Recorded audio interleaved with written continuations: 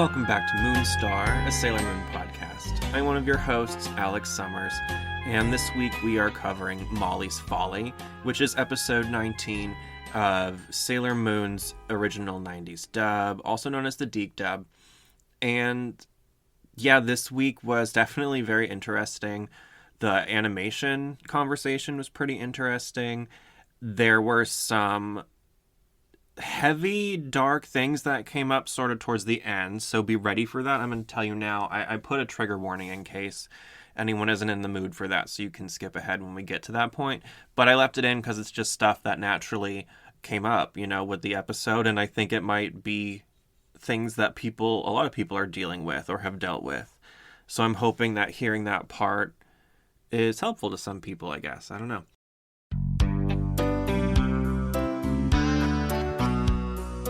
Moonstar is casting for voice actors. This is a volunteer project, and we are going to be dubbing Sailor Moon Another Story with real voices, upgrades to the production value. Because we did a few with just, text to speech, I guess, some program we found.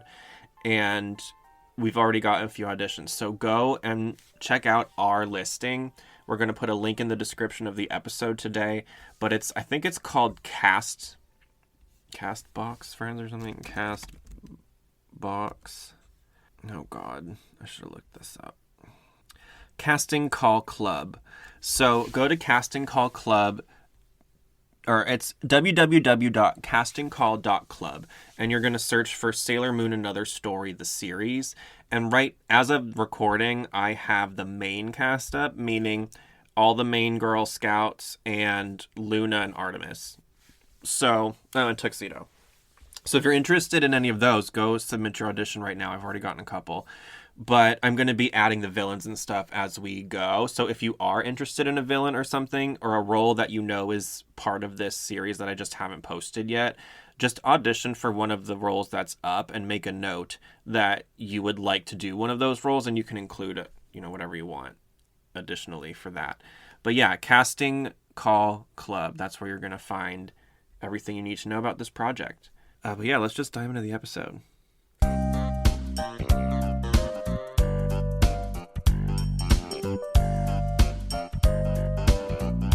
Okay. How was your week? It was fine. It was pretty warm here all week, and I just did one interview, and yeah. I'm glad it's warming up. I know it's been kind of wild. Are you, where you live... Sorry if people hear stuff, I'm readjusting my setup. Are you getting affected by what happened in Ohio? Because you're north of there. Oh, no, not at all. Okay, good. Because I have some friends who are out driving around, working all over the country. And that was just a big concern this past week. And it just occurred to me, I was like, you're kind of because it was blowing north. Do you know what I'm talking about? Yeah. Yeah, so for people who don't, it was the chemical... What was it? A truck turned over or something, and then a bunch of fumes got out and they had to ignite it, right? Yeah. And now I've heard people in Canada are having headaches and stuff from it. So if you're in that area, be safe. I don't know. You might want to...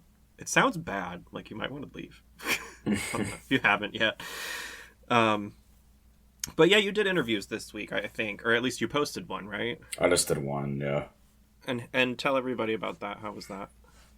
It was fine. It was with a guy named Elia Mountjoy, who has been a voice actor in LA for 20 years. I never heard of him before reaching out today or this past week, though, because he was just one of the new people that was added to play one of the new characters in the Fire Emblem franchise. So that's what that's what it was about. Yeah. Is he a newer voice actor on the scene? No, he's been doing VO for 20 years, I think. He just doesn't work in anime and stuff like that. Oh, I got it. Yeah, there's a lot of voice acting work, not just for anime. Well, that's cool. And then don't you do lives every weekend? No, I went live again for the first time just a couple days ago. Usually it's once a month, but for a while I was doing them once every 2 weeks. Yeah, so, and what's your day usually for that, if people want to watch? I try to Normally I always make a post about it, like, ahead of time, but I'll try to do it, like, on a Friday night if I'm around, or, like, a middle of the week night, like at 5 in Central Time or something. Yeah, I've noticed they usually happen when I'm not around, so I haven't seen much of them. Although, what is a live usually for you? Like, I've never done anything like that. How does that go? Oh, it's literally just, like, me talking to, or, like, responding to whoever is subscribed to me on YouTube, joins and asks whatever and says whatever. Yeah. Oh, it's like those videos you see where people are responding and the little hearts explode on the thing or whatever. Yep. Okay, gotcha. I told you I'm an elder, Mooney. I don't understand that stuff. Maybe I'll try it someday. Speaking of being old, something that came across my screen this week while I was preparing for this episode was a reference to YKYWTMSMW. Do you have any idea what that is? No. Okay, so this is something that was extremely popular in the early 90s in the Sailor Moon fandom, and there used to be websites that just had lists of them, and the letters stand for, you know you watch too much Sailor Moon when. Oh, and okay. yeah, and it's like goofy little things. One of them my friend used to talk about was like, you know you watch too much Sailor Moon when you do your hair like Lita and leave the little like pieces down in the front or whatever. And this example was from this episode. Serena gives a speech to Molly at some point about how Nephlite's evil, and it was like, oh, if you can do that whole speech in one breath, that's one of these. YKYWTMSMW. Yeah. So before we had social media, those were the kinds of things we occupied ourselves with. making very specific websites like that and deciding that was going to be a thing. Also, have we talked at all about Save Our Sailors? I think you've talked about it a little bit. Do you know anything about it? I know what it is, but you'd have to say maybe a couple words or something before I would remember. Well, okay, so Save Our Sailors, this is something that my perspective growing up was just they were trying to keep the show getting dubbed because at the time when the whole movement started, Sailor Moon R, they had only put out this is so weird because it aired out of order, so they hadn't released the Doom Tree, but they released the other part of R, like the end of R had shown already, and like we weren't sure we were going to get more or whatever, so Save Our Sailors organized this thing, which I thought was sort of genius. I don't know if it worked technically, but there's evidence of that this occurred. You can go find it, where it was like a Pop-Tart. It's not like it's like the opposite of a boycott. I think they called it a boycott, where they decided every Sailor Moon fan on a specific day, I think it was in 1996, was going to go to the store and buy Pop-Tarts. And the idea being this surge in sales is going to send a message to at General Mills, I guess, but at this company that, oh, it's worth it to fund the translation of this show and be an advertiser on it. Yeah. You know what I mean? It was like that.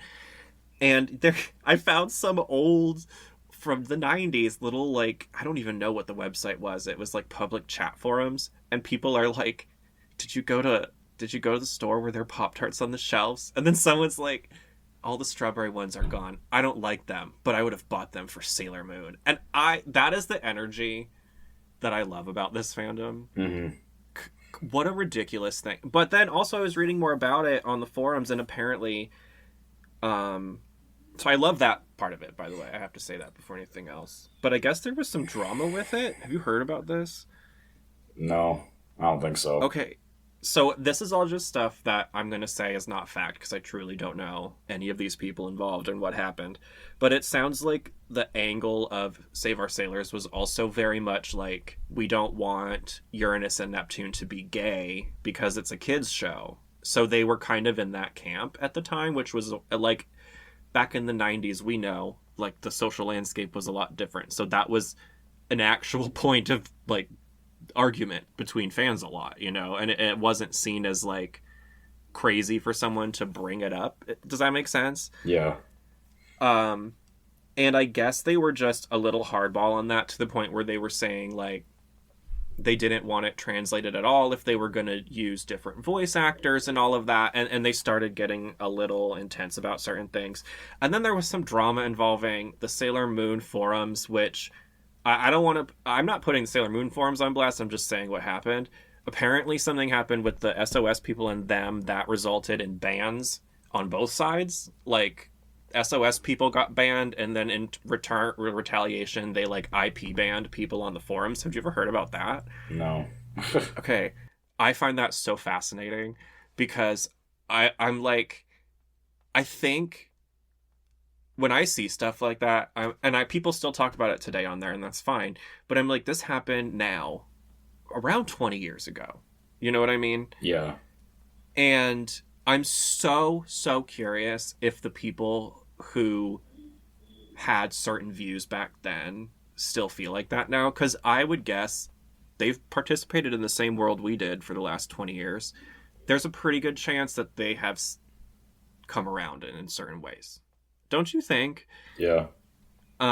So I'm just curious to see. I would really hate for Save Our Sailors to end in, like, terms of Sailor Moon history on a sour note, because it was like a shining website of hope for a lot of fans back in the day. Because you have to keep in mind, it was like one of the only websites that was there. Yeah. That was dedicated to Sailor Moon. It was like that.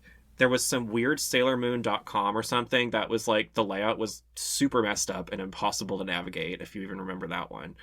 And then you, like, signed up for a newsletter, but nothing happened. I don't know. And, like, PrincessSerenity.net, SailorVGame.org, and that was it. There's nothing else. Other than, like, random fan shrines to Sailor Scouts, which I love those, by the way. Have you ever seen any of those? No. Really? I don't think so.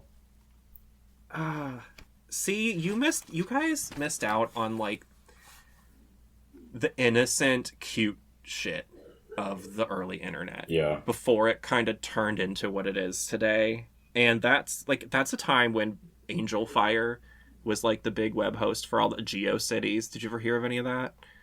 Yeah, I know what that is. Yeah, they would be like, you know, Chibiusa fan shrine, and then it's just, like, random pictures of her from the show and and, like, you know, whatever. Yeah. People want to put there.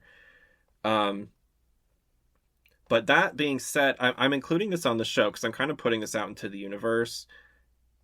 I would love to tie a bow on the story for Save Our Sailors through the end of this podcast. It doesn't have to happen. Doesn't need to happen soon. But, like, if anyone knows anyone that was directly part of that, I would love for them to have a chance to kind of say their side of it. And then if anyone on the Sailor Moon forums wants to, like, participate, I would love for them to say their side of it. And I think 20 years has passed.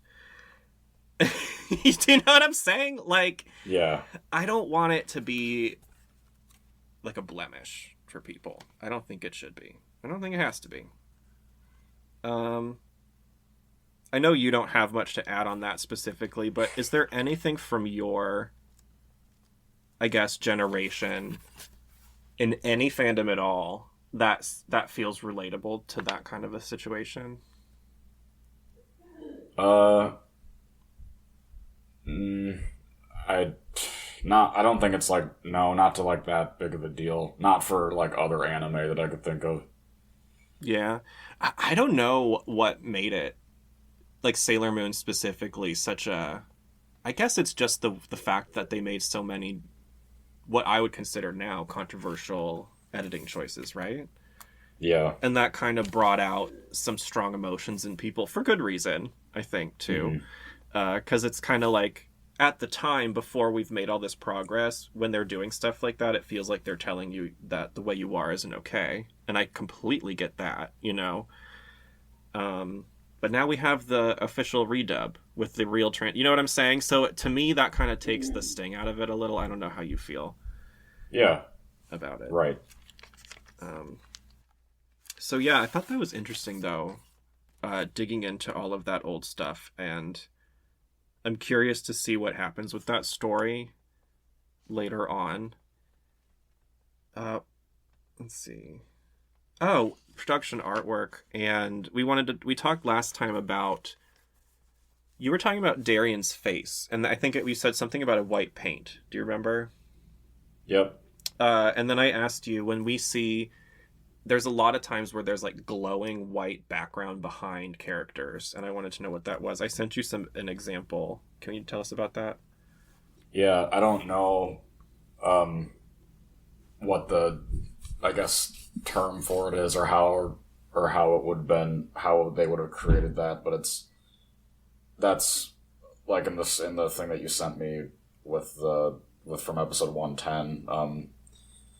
That's done with CGI, but anytime back when there were cell produced animation for anime anyway, anytime that there was CGI like lighting in the background of a scene, the back of the cell of the characters was painted black. Oh, really? Yeah. You know why I think that is? I think they probably, because it seems like to me is I think they had the cell, like the character image, because it's on like a transparency screen. For people who don't know, it's like a clear plastic, and then a lot of times the character is painted separately from the back. Well, it's always painted separately from the background, right? Yeah. I think what that looks like is they just put it on glass and then put an actual light behind it of some kind. Almost, Probably. you know what I mean? And that's why you get that. It's like a glowing effect around the characters. I don't think you can do that without using a physical thing to get that same exact feeling. I really don't. Mm-hmm. I don't think you could do it digitally, but I don't know. I'm not an animator. What do you think? No, I think that's probably what... I would have to double check or just ask somebody, but I'm sure that has to be what it is. Well, see if you can find out, and this will be a through line. We'll follow up on it next time. But yeah, and those are always some of my favorite moments. They always look so pretty, you know. Let's see. Oh, upcoming cons. Do you have any plans for stuff like that? Yeah, I think I mentioned it in one of the last couple episodes, but the next one here is Easter weekend, so it's just basically a month from now. A month from now, okay.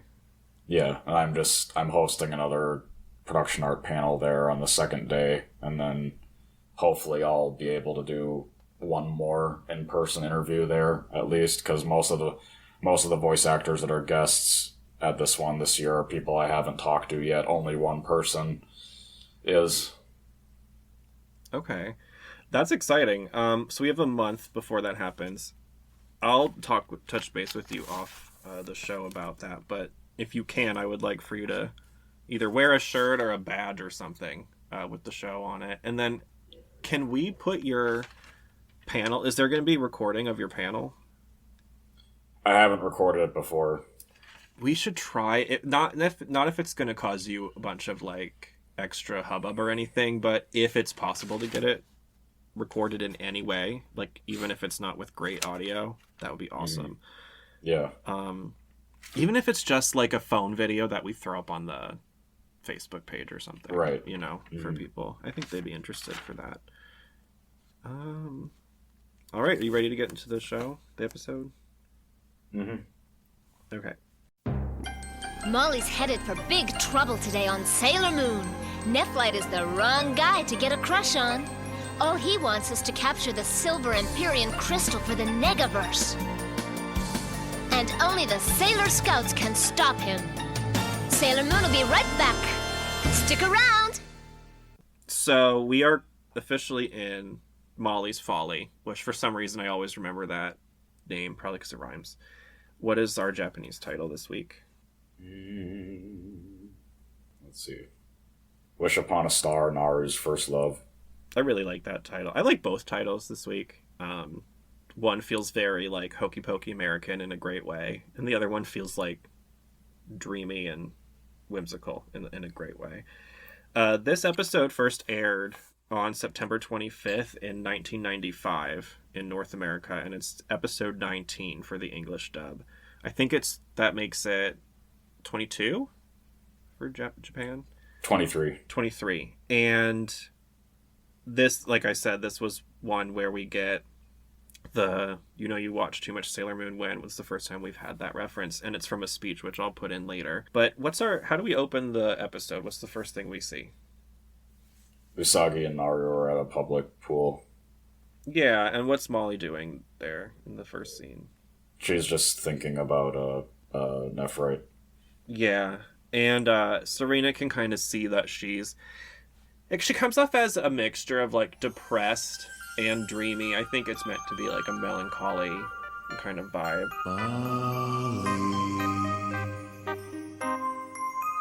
Oh, Nephlite.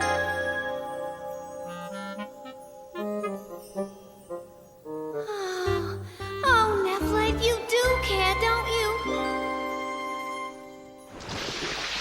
Ah, gotcha! Get a life, Serena. And she's like, what's going on? In the English one, she thinks that Molly is crushing on possibly Tuxedo Mask or Andrew, but she's not really sure. Does she reference that at all? Yeah, it's the same. Okay. I thought it was cute when the way Serena reacts when Molly says she says Maxfield Stanton in the English one. Don't worry, it's not them. He's way cooler. Who is it? I mentioned that he was an older man. It's Maxfield Stanton. Ah! Serena, what in the world are you getting so wigged out about? Does she call him Nephrite in Japanese? Who does? Molly. No, she calls him Mr. Sanjoin. That's his alter ego. Say it again.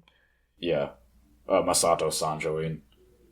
Yeah, that's not at all like Maxfield Stanton. I think they just saw MS and they were like, well, we'll do something with that. I mean, I support their choice. I love his weird English name. So after that whole thing where Serena sort of starts leaning into the whole, like, he's not such a good guy, are you sure about that? Serena and the girls have a meeting, like a scout meeting. What's that about? That just about Usagi telling Naru that he's actually not human and a bad person and that she should forget about him. Yeah, they're kind of debating whether or not to tell her, right? Or is the stance just like, yes, we should tell her? No, in Japanese they say that it's like they have to do it. And I think that it makes sense that it would be something they have a meeting about because it would involve, I guess, revealing to Molly that they either their true identities or they know about this stuff at least, right? Yeah. And that's kind of risky for them. Why is Queen Beryl frustrated specifically right now? Because Nephrite's not responding to her and not showing up. Where is that wastrel Nephlite? I've been calling him for hours and hours, but he ignores my summons.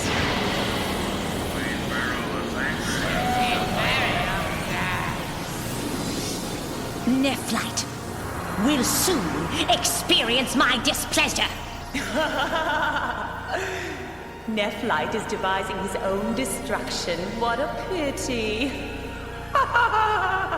Yeah, he straight up is ghosting her. He's like, I've got my own shit going on, lady.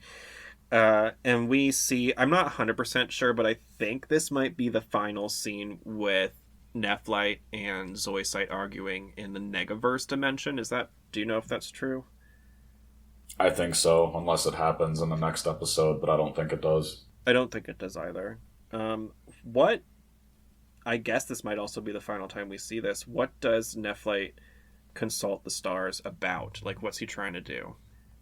Where the Ginsui show is, or the silver crystal is.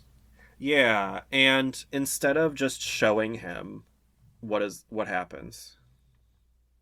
A picture of Naru comes up on the orb.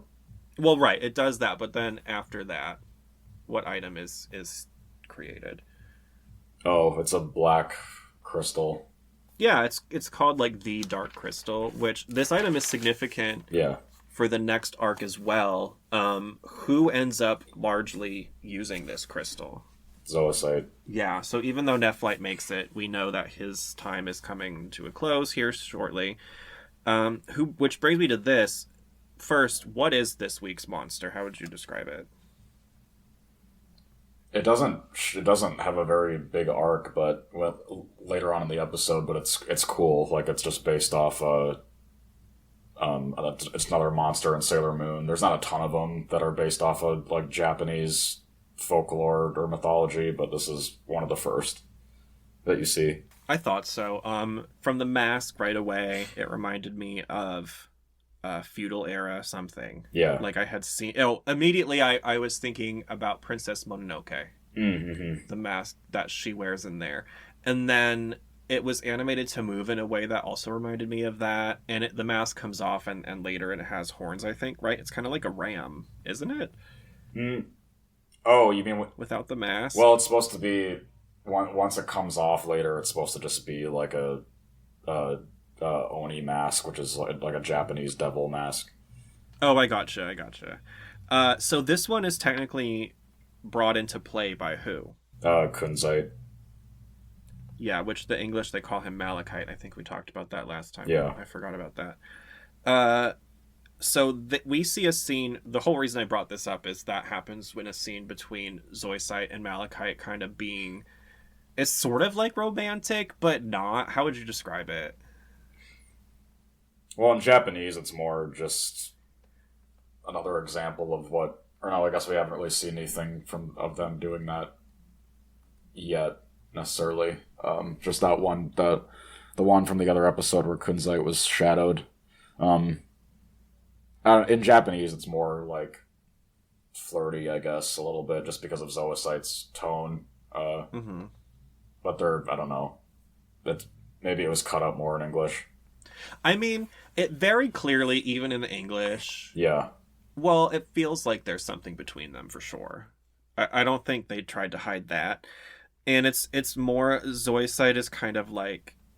Their character in English comes off to me like the partner in a relationship who gets really caught up over, like, other people and what they're doing and, like, can't focus on themselves. Does you know what I'm saying? And then the other entity's job is kind of like, okay, let me calm you down. Let me remind you that doesn't really matter. Focus on you. Like, I don't know why, but that's just the sort of dynamic I get between them. Zoisite being, I guess, the higher energy, always in movement, and then Malachite being kind of, or Kunzite being the rock, the stable one. Do you feel like that's accurate? Yeah. Does it feel accurate to the Japanese too? Yeah, I would say so. Okay. Can you describe the arcade scene for us? Yeah, it's Usagi showing up too nervous to say anything to Motoki, and then Mamoru shows up behind her and then calls out to him and annoys her about it. What was her purpose being there again? I actually forgot. Oh, she was asking... Well, in the Japanese anyway, I'm sure it's the same in English. It wasn't... I don't think that it's referenced specifically, but she just wanted to get advice about telling Naru something important. Look who's here. Yo! Hey, Meatball Brain, how's it going? Hey, Andrew, better pay some attention to Serena over here. She's about to go ballistic. Oh, hi, Andrew. I'm not going ballistic. Hi there, Serena. When did you guys get here? Oh, just now. I'm taking a break. You guys want to go get some cocoa? Sure, and I've got something I want to ask you about. I can go for some cocoa. Sure, come with us. Does he have to? Okay, so she was sort of like, I don't know how to tell her. I need someone to guide me through this. And Darien, in the English, kind of invites himself along. What, in the Japanese, does Andrew invite her to go somewhere with him, or does she suggest it? No, I don't think it's like explicitly said. It just cuts to them at that cafe. Yeah. Okay. It's kind of cute how they do it in the English. Andrew invites her out to some hot cocoa, which I was like, oh. And then Darien invites himself, basically. He's like, oh, I would like some too. And I'm like, hold down, Darien. He's such a dick sometimes. Yeah. I still love his character, but at the same time, if I were her, like, I think I would react to him the same way she does in the beginning. I would be like, you're the most annoying person. Like, can you not? And I'm pretty sure... Oh, I was saying, I think in the Japanese, he invited her out for either coffee or tea, but you said that wasn't even referenced. What are they talking about at the restaurant? Pretty much just what Usagi came there for. Like, how... Like, if it's something that's really important, how should she tell somebody? Okay, I think it's kind of the same, but the thing I got distracted by was at the end, she gets really excited and places an order. Does she order food in the other one? Yeah. What does she get? It's like 2 desserts, a drink, I think, and then like a pizza, but it's for all of them, apparently. Oh, okay. Yeah. She just orders. Wow, thank you for all your great advice. It made me hungry. Waiter, bring me a double bacon cheeseburger and a jumbo chocolate shake. Got any money on you, huh? Not that much. Gee, I really don't think that's gonna fill the void. Pepperoni pizza, too! And then a jumbo chocolate shake. Big surprise there. The shake conspiracy continues. We're going to see what happens. I swear to God, by the end of it, we're going to have a counter, and we're going to be like, they mentioned it 178. You know what I mean? Like, Yeah. Anyway. And then imagine we uncover that the show was sponsored by dairy. I would love that so much. Anyway. Because, I mean, I don't know if you know, but, like, back in the... Sorry, this is a tangent, but I'm sure other millennials remember this. Milk was, like, a big deal in the 90s. Did you ever experience when milk was a thing? No. Let me explain what I mean. There were commercials all the time on TV for it that were, like, celebrities and kids doing cool things, and then at the end they drink a glass of milk and there's this like a painted on white milk mustache like across their top lip, and like, do you remember that? Yeah. Okay, and then you go to your cafeteria and of course they give you milk for free. That's like your drink or whatever. But then there's posters on the wall and it's like Fifi Dobson rocking out with a giant milk mustache, Avril Lavigne being a punk drinking milk, and it's like that was literally what was pushed to us all through the 90s and early 2000s, and then cut to like all of us in our 30s and we're like, oh, we're lactose intolerant, no wonder we've had like digestive problems for 2 decades because milk was an asshole. Anyway, so it was such a weird time, like the things that they decided were so important. Also, by the way, eggs have gone from like healthy to unhealthy to healthy to unhealthy like 4 times in my lifetime. I'm just saying. I don't know if you pay attention to that kind of news, but I find that interesting. Back to Sailor Moon. So the chocolate shake conspiracy continues, but then we get to the speech scene. Is that what happens right after in the Japanese, or is that cut weird? No, it goes right to Naru's apartment. Does she just straight up show up, like scream in her face basically that Nephlite's evil and then run away? Yeah. Okay, I love that. It's such a poor way to tell anybody anything, but also it's totally in her character. How did you feel about that part? I figured it would happen like that. I guess because you've seen the show before. This is something that I'm curious. What do you think if, like, try to imagine that you're Molly. Coming! Hi, Serena! What's the matter? Now, listen. Huh? I racked up every ounce of courage that I had to come tell you that Maxfield is, like, very, very bad for you. In fact, he's a very, very wicked guy. He isn't even human. This crush of yours will only lead to a very great disaster. So wipe him from your mind, please. Just forget about him, Molly. And understand, I'm telling you this for your very, very own good. Serena! Bye-bye, Moll. Have a nice day. How does this all look to you? It's pretty weird. I don't know. I wouldn't react like she would react. Like, I would be more sensible about it. I think that's probably a good thing. But also I think it's easy to say that when you're not in the situation, because I think a lot of people, when certain feelings are involved, you can have, like, and I guess it depends on how old you are, but a lot of times people will have evidence right in front of their face and they'll be like, no. Yeah. You know? So I can see why, especially with a kid her age, she would just straight up be like, but I love him, you know, like as if that's gonna, you know, fix it.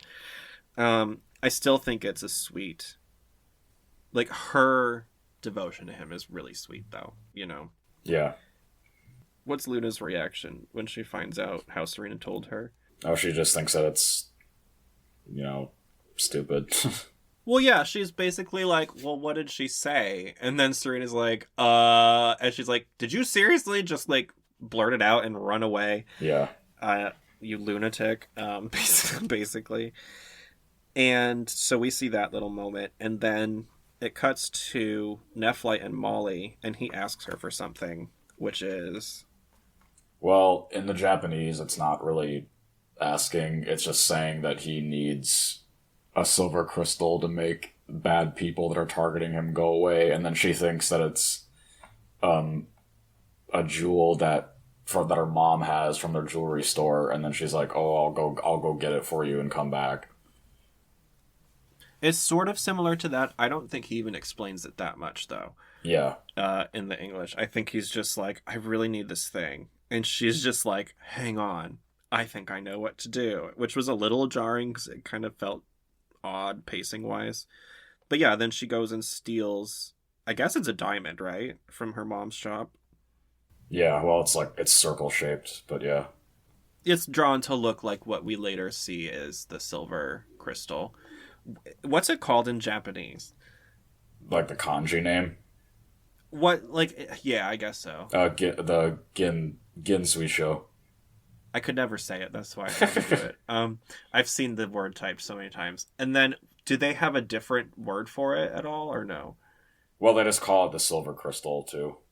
Oh, okay. So the Imperium thing is just the English edition. Mm-hmm. They also call it, like, a silver moon crystal and other stuff in the English one. They, like, jump around with it a little. After Molly steals this diamond, which... I mean, it kind of looks like a marble to me. I don't know. But we cut to Serena and Luna. They kind of figure out what's going on, and they're running through the city to get to Molly. I really liked the way this part was animated, and it was like the first of a few scenes that I thought were done particularly well. So I think now's a good time. Who animated this one? Well, actually, it's funny that the person that did this episode is Masahiro Ando, who is like the worst animator, but I thought so. In this, I think in season 1, and mostly just in season 1, some of his episodes still look fine enough. They don't look that bad. I thought it was him because I got some of the baby faceness again from Nephlite. But what I noticed was with the running scene and then with the battle scenes, I think he does action and serious really well, and I think he struggled with the rest of it. I think that's what it was. I don't know why, but I just didn't... What other one did he do that we thought was pretty decent? It was the Dream... The night... It was the evil doll circus thing. Yeah, and I mean, I thought that one, some of the characters were kind of cartoony, but there were so many detailed, beautiful backgrounds, and I thought the monster was really well done, and the fight was really cool. So I get why people say, especially when you put him next to Ito. You know what I mean? Yeah. And when you're comparing them, it's kind of, like, not fair. Yeah. But if he just is standing on his own... I think this episode is actually pretty well done. Yeah. Like, I have to give him some bonus points for it. What do you think? Yeah, I would agree. I mean, one of my favorite episodes in general is Makoto's Pure Heart Crystal episode in S, and that's one that he did too. And even... That's a beautifully done episode. Yeah, I mean, well, for his work, yeah. But, like... I'm not a big fan of him at all either, but yeah, I mean, I can agree that he's... Well, what I saw immediately from that episode was Scar first, which I love how they did that. But then also when she's getting the crystal taken and the way they animated that, I thought was so pretty. Yeah. Like, do you know what I mean? So that's just what I'm thinking of and for reference to that one. Yeah. I'm sure there were some hokey pokey moments in it if I really dug through the frames enough. Interesting. Good on you, Masahiro, for this one. What happens when Molly brings the crystal to Nephlite? I'm sorry to make you come out so late. Doesn't matter. I'm so happy you called me. Molly, I've come to say goodbye. What? Oh, I see. You're probably tired of this kid bothering you. No, it isn't like that at all, Molly. I just don't want to see you get hurt. What? Some really dangerous people are after me, and I don't want you involved. I like you too much. He starts using the black crystal to resonate them together, I guess, and then he realizes that it's reacting in a strong way, and then he says it to himself that he has to keep tabs on Naru. He right away goes for it's reacting to her love again in the English. And then Sailor Moon interrupts. What's happening? The star crystal. It's reacting. That girl, Molly. There's something about her. I have to find out what it is. I need some more help from you, my dear Molly. Will you come with me just for a little while? Let's go. All right. Stop right there! So, Nephlite, now you're taking advantage of innocent young girls, are you? Get out of my way! Don't move! I'm Sailor Moon! Champion of justice! In the name of the moon, I'll punish you! Sailor Moon, I don't need help! Oh, yes you do, Molly. This man is an alien being named Nephlite, who wants to destroy our world. Get it? But that can't be, Sailor Moon! I know him! You got it all wrong! Say it isn't true!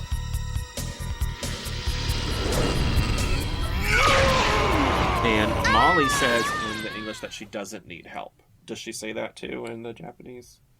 No. What does she say? Do you remember? I don't think that she in that scene. I don't think that she really says anything, or if she does, she just says like, "No, stop, whatever," stuff like that. Okay, yeah, she's straight up like, "I'm not in danger. Why are you here?" Basically. Yeah. And then I thought this little moment, like I just said, between Nephlite and Sailor Moon when he throws these, he has like an energy attack, and then you see it push her back and the ground get destroyed, and I thought that was done exceptionally well. But then we go right into the Mars and Mercury pose where they look like children, and I was like, wah, wah. Yeah.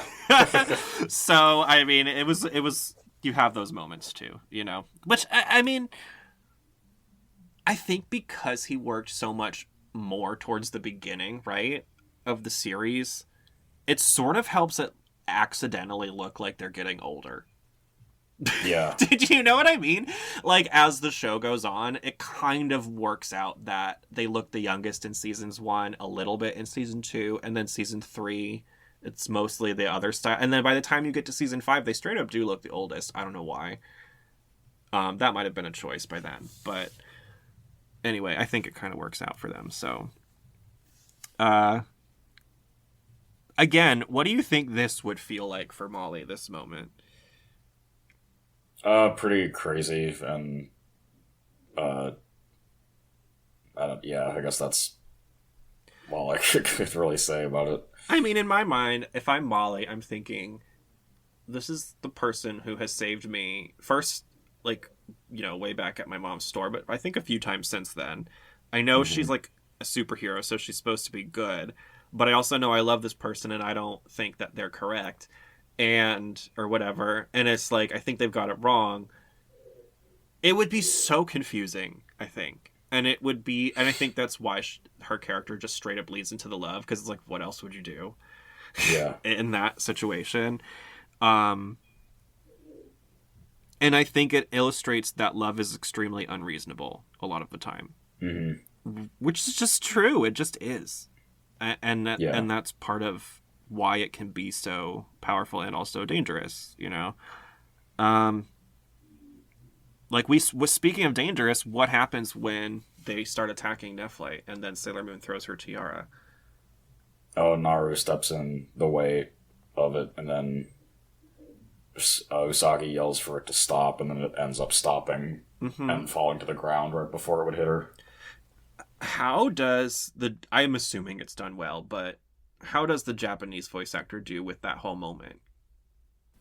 Oh, it sounds good. Like, I think Kotono Mitsuishi, like, nailed everything for Sailor Moon back then. The way I think we have Terry by now, right? Terry Hawks?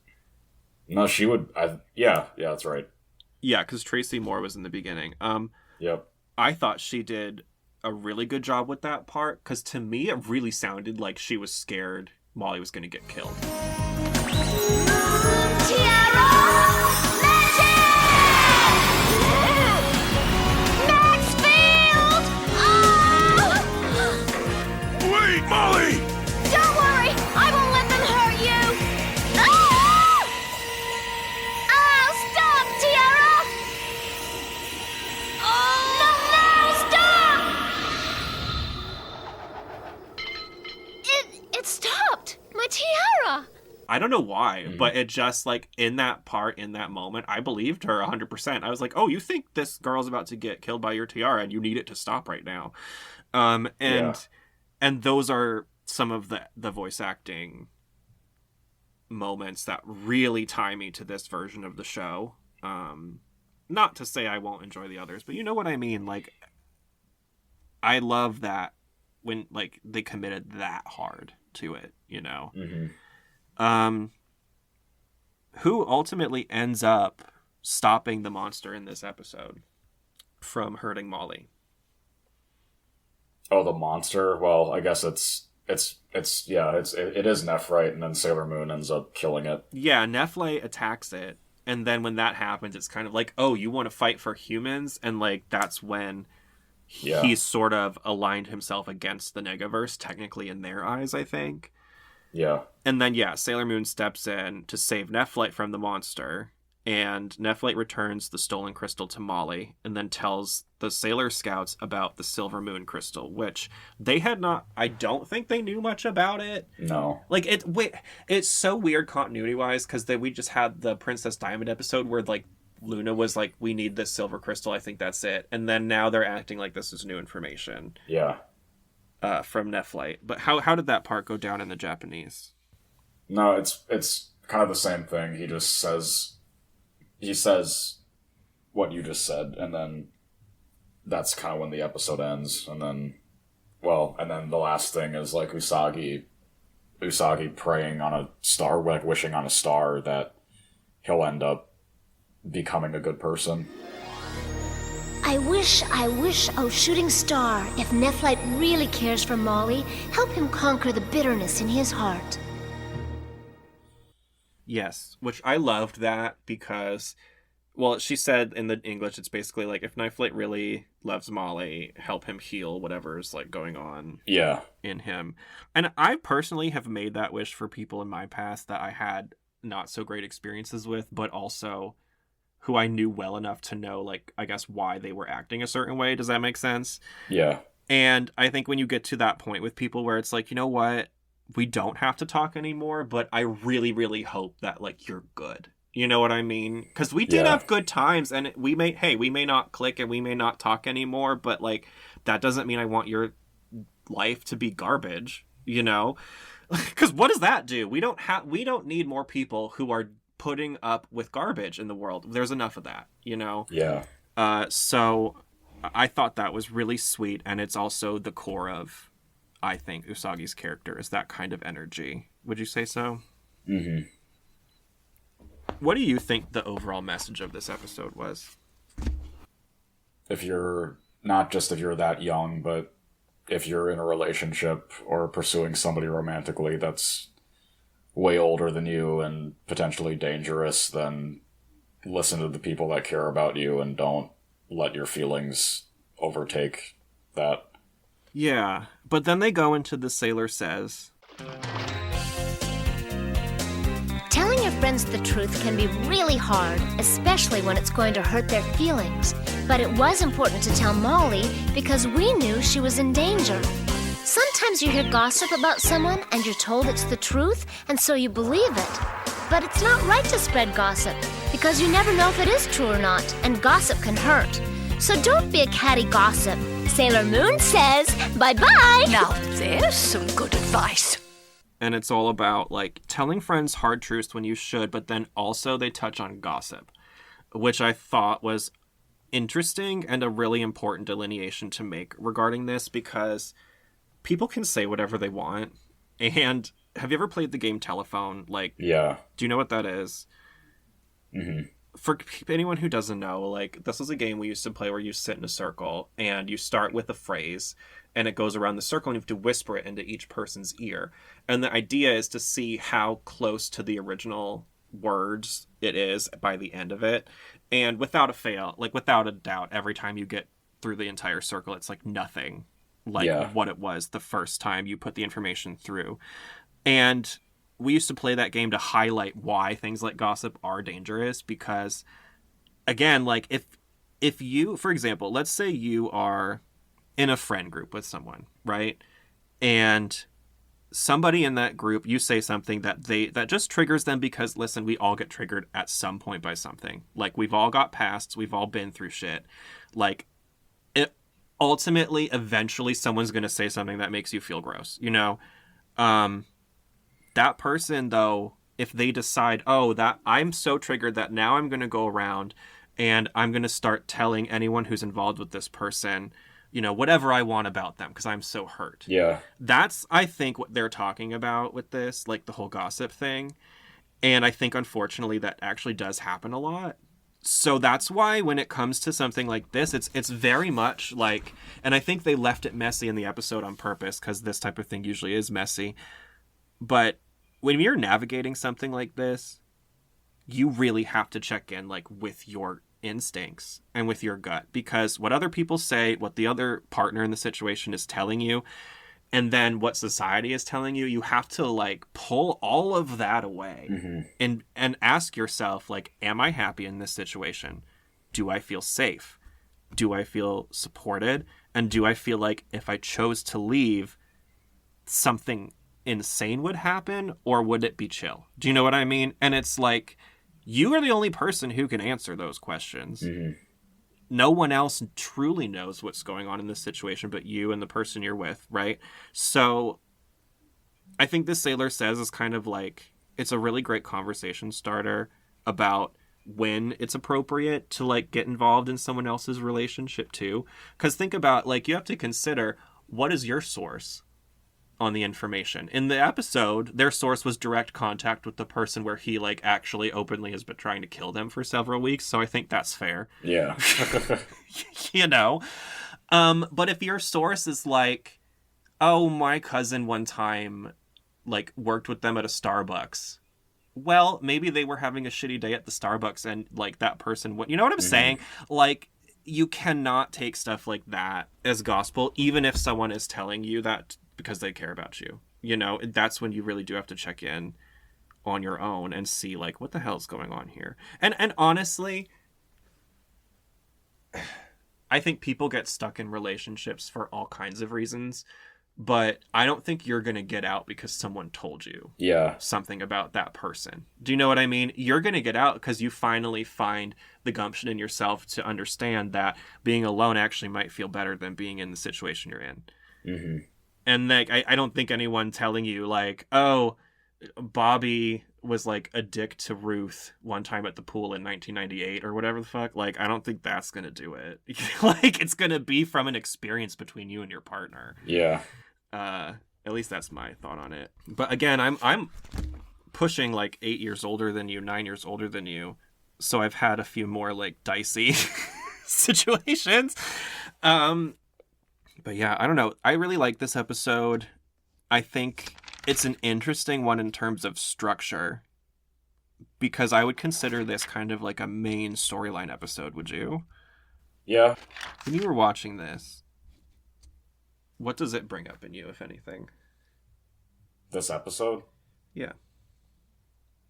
It doesn't really bring up anything for me. I don't know. I'll probably have a better response to that. I'm sure we both will at the next episode, like you were talking about in DMs like a week ago. Yeah, I was looking at the VHS tape for it, trying to decide if I should open it or not, because it's sealed, and this specific one is actually hard to find.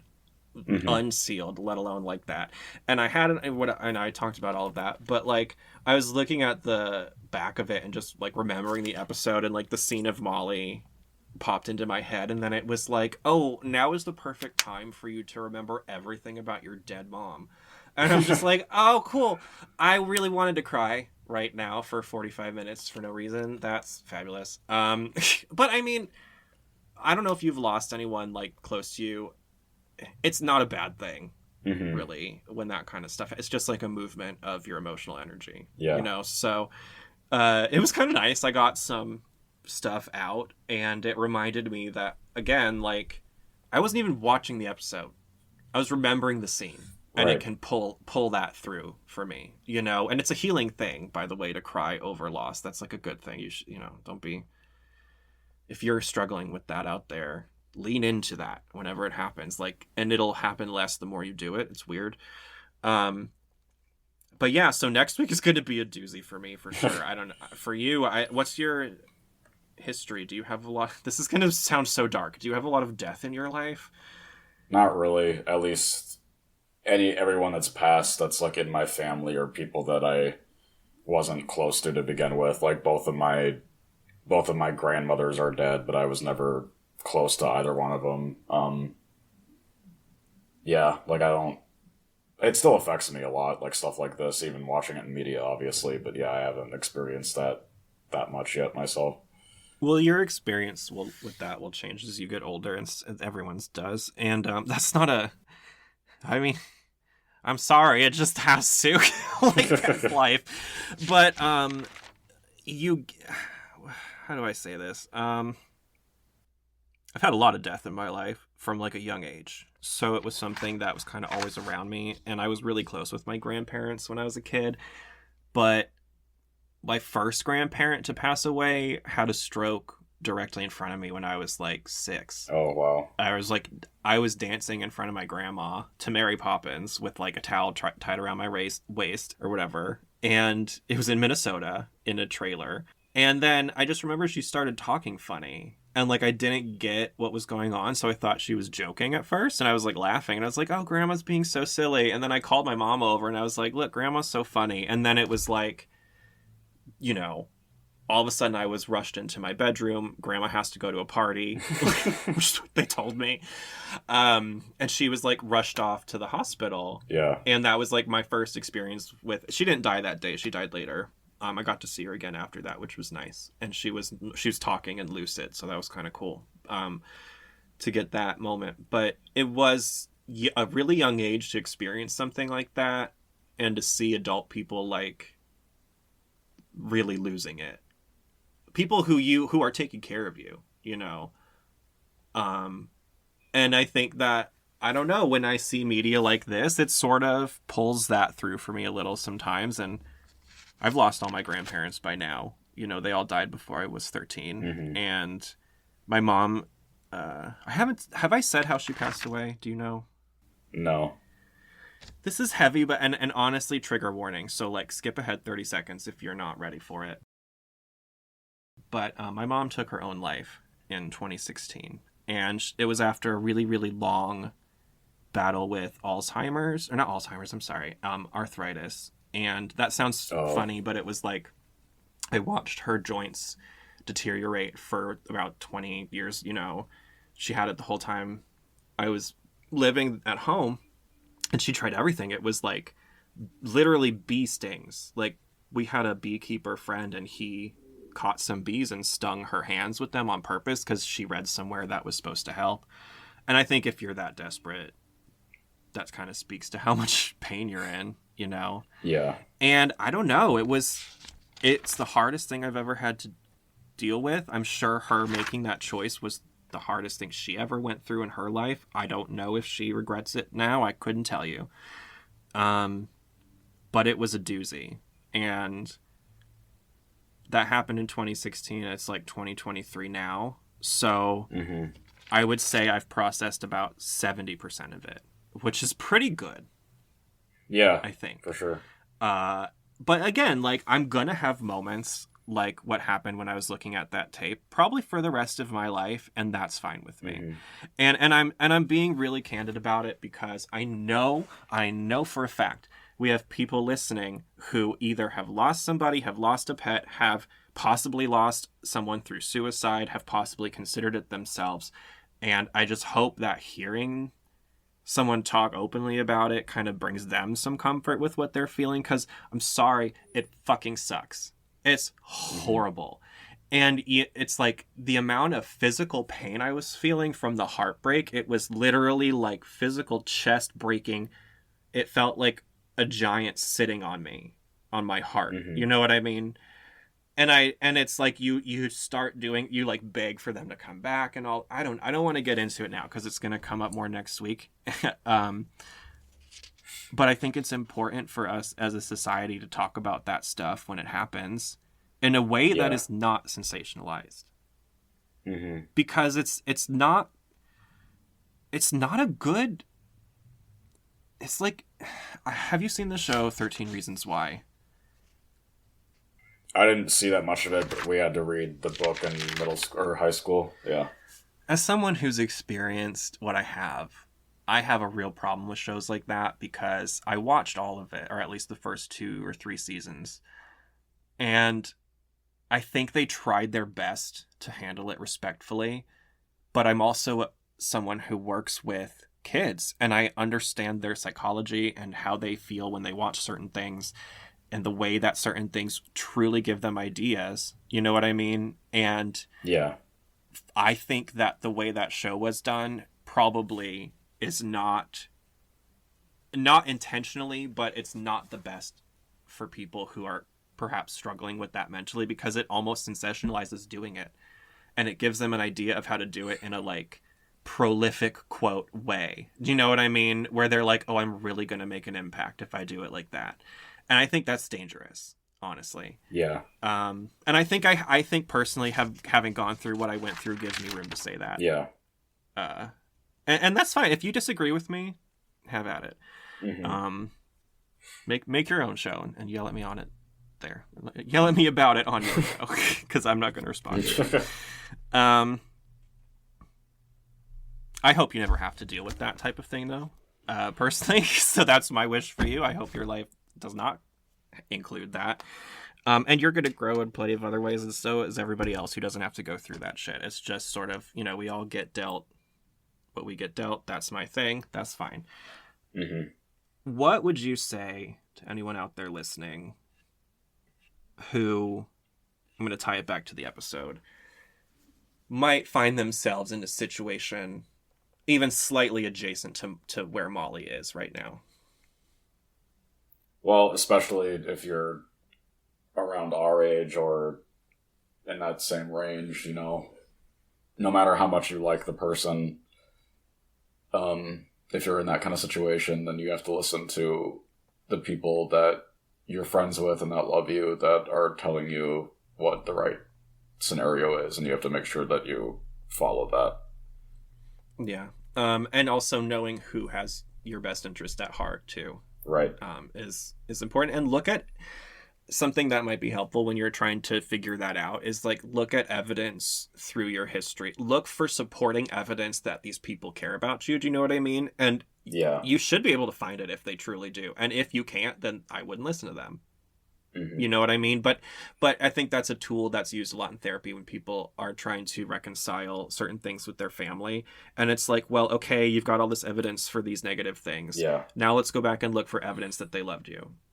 And that is a really important step, for just putting things behind you. So you can free space in your brain for more important things, right? And if you're in a relationship that is sucking away your ability to do anything else, that's probably not a great thing for you. Would you agree? Yeah. Because when love is so confusing, and I think we get sold such weird ideas of it, but I feel like if you're in a relationship, you should still have your own shit. You should still be able to do your own thing. You should still be able to have your own dreams separate from whatever entity you are with that other person, right? I don't think you necessarily need to become like a blob, like combining your every fiber of your being with another human. I don't think we're supposed to be doing that. And also that's way too much pressure. No one individual is going to serve every single need you ever have. Like, Jesus Christ. Calm down, Shelby. All right, I don't know if I have anything else to say about this episode. Do you? No. All right, what do you want to let people know about what's going on for you? I don't have anything specific planned yet. In terms of interviews next, the stuff that I have upcoming is still, there's no like dates tied to them yet. It's just stuff I know is coming. One thing that's cool that was just announced this morning was the rest of the cast of the main villains in Demon Slayer got dub announcements, and 2 of them, including one of the most popular ones of the remaining characters, is somebody else that I've already interviewed. So I made posts this morning on my social medias promoting, just congratulating those people and resharing my interviews with them.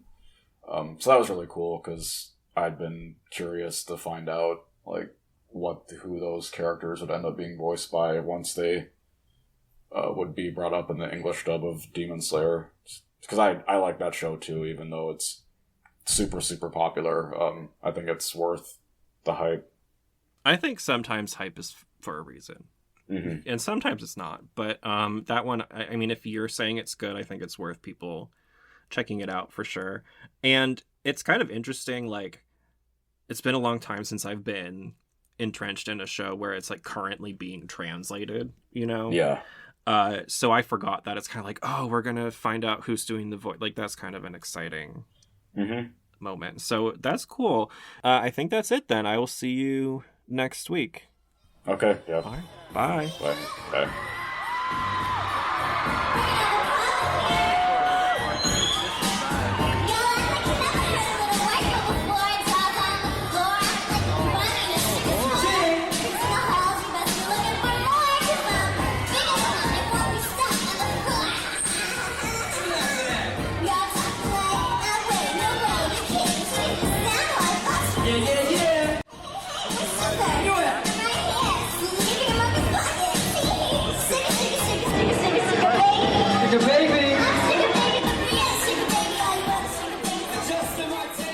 All right, so you know I could not leave you guys on such a, dark, heavy note there.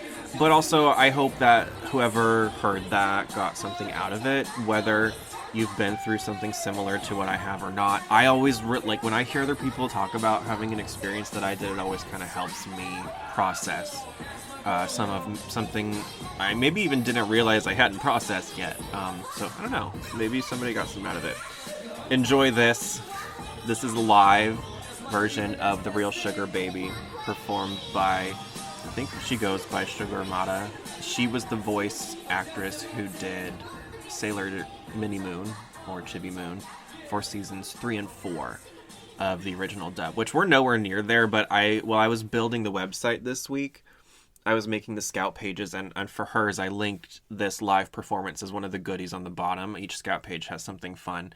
But it just brings me a lot of joy, and I didn't want you guys to think, just because I had a lot of stuff like that happen to me, I sit around moping all the time. I actually am a pretty happy person 99% of the time. And as soon as I'm done, crying about whatever, when I'm looking at, that video, as I mentioned, 10 seconds later, I'm dancing around to this song. Life is ups and downs, so yeah, I guess I'll see you guys next week. For more of Chris Mayek, you can find him on the socials, Chris Mayek, ChrisMayek. For more of me, Alex, you can find me, Alex Summers, SFE. Also, just follow the Moonstar, a Sailor Moon podcast Facebook page, and really bookmark moonstarpod.com, because there's a lot of stuff popping up on there. Just go look at it. Oh, we're casting. I gotta tell you that at the beginning of the show. All right, disclaimer. Moonstar, a Sailor Moon podcast, is made for educational, informational, and entertainment purposes only. We claim no ownership over any audio clips or sound effects used during the creation of this show. All supplemental material belongs expressly to the license and copyright holders.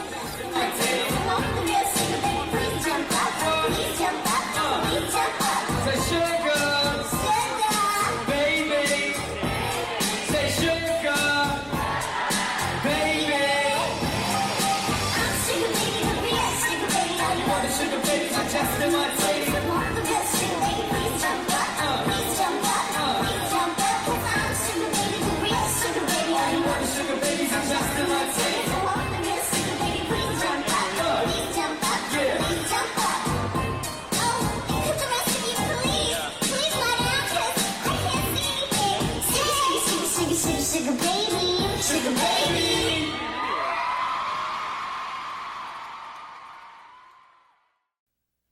luck's run out. Wanna bet? Need backup, Sailor Moon? Sailor Mars is here. And Sailor Mercury, too. 3 scouts all together, triple the fun. Feel all the power of the stars. Mercury Bubbles!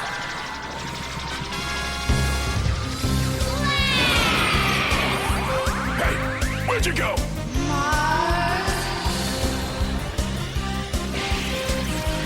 Fire Ignite!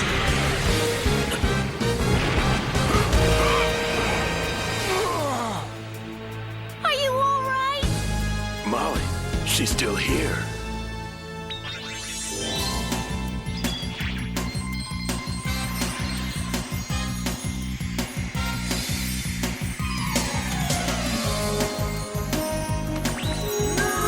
Tiara! Magic! Maxfield! Oh! Wait, Molly! Don't worry, I won't let them hurt you. Ah! Oh, stop, Tiara! Oh, no, stop! It stopped. My tiara. I'm not going to allow you to hurt him. Molly, he's evil. Can't you see that? Step aside right now. Never. You're gonna have to destroy me first. Why is she doing this?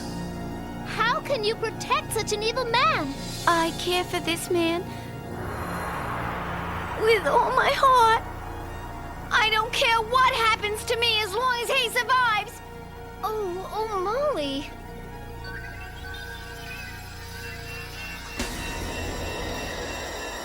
The star crystal is reacting again, but it's affected by Molly's presence and not affected by any other forces. Could it be possible that it's reacting to her love? Is that the silver crystal? No! Ha! Ha! Ha! Give me the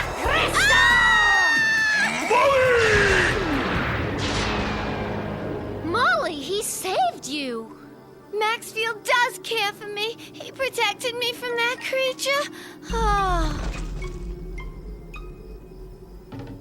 Nephlite, you want to fight for the human race? Then I will destroy you!